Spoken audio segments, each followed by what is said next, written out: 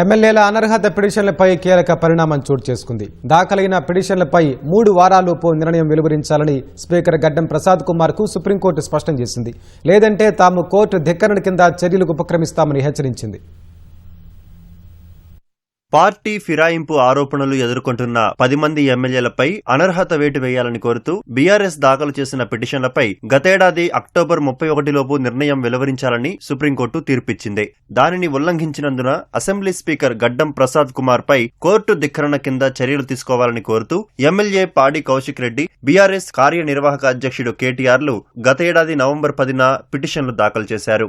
వాటిని నిన్న విచారించిన justice Sanjay Karol, justice AG మసీహులతో కూడిన ధర్మాసనం ఉత్తర్వులు జారీ చేసింది. జనవరి 16న ఈ కేసు విచారణకు వచ్చినప్పుడు పెండింగ్ పిటిషన్లపై స్పీకర్ నిర్ణయం తీసుకోవడానికి 4 వారాల సమయం ఇవ్వాలని సీనియర్ న్యాయవాది అభిషేక్ సింఘ్వి ధర్మాసనానికి విజ్ఞప్తి చేశారు. అందుకు న్యాయమూర్తులు అంగీకరిస్తూనే కేసును 2 వారాలకు వాయిదా వేసి అంతవరకు జరిగిన పురోగతిని తమకు తెలపాలని ఆదేశించారు. వాదనలు మొదలైన వెంటనే స్పీకర్ తరపున అభిషేక్ సింఘ్వి వాదనలు వినిపిస్తూ స్పీకర్ ముందు పెండింగ్ లో ఉన్న అనర్హత పిటిషన్లలో ఒకదానిపై నిర్ణయం వెలువరించారని, మరో 2పై నిర్ణయం తుది దశలో ఉందని ధర్మాసనానికి విన్నవించారు.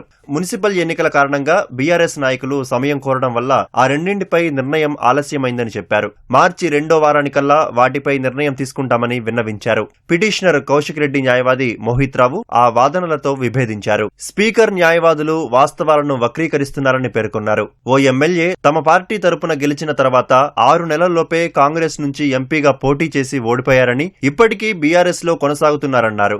ఏ మాత్రం విచారణ అవసరం లేకుండా నిర్ణయం తీసుకోవాల్సిన ఈ కేసులో ఇంత జాప్యం చేయాల్సిన అవసరం ఏముందన్నారు. మరో ఎమ్మెల్యే కుమార్తె కాంగ్రెస్ నుంచి ఎంపీగా పోటీ చేస్తే ఆమె తరపున సదరు ఎమ్మెల్యే ప్రచారం చేశారని తెలిపారు. ఇందులోనూ జాప్యం చేయగల కారణాలేవీ లేవని ధర్మాసనం దృష్టికి తీసుకొచ్చారు. జస్టిస్ సంజయ్ కరోల్ జోక్యం చేసుకుంటూ 2 వారాల తరువాత దీనిపై విచారిస్తామన్నారు. అభిషేక్ సింఘ్వి 3 వారాల సమయం ఇవ్వాలని కోరారు. వాదనల అనంతరం న్యాయమూర్తి జస్టిస్ సంజయ్ కరోల్ స్పీకర్ కు 3 వారాల సమయం ఇస్తూ కేసు విచారణ ముగించారు. ఈసారి స్పీకర్ సానుకూలంగా నిర్ణయం తీసుకోవాలని, లేకపోతే కోర్టు ధిక్కరణ కింద చర్యలకు ఉపక్రమిస్తామని హెచ్చరించింది.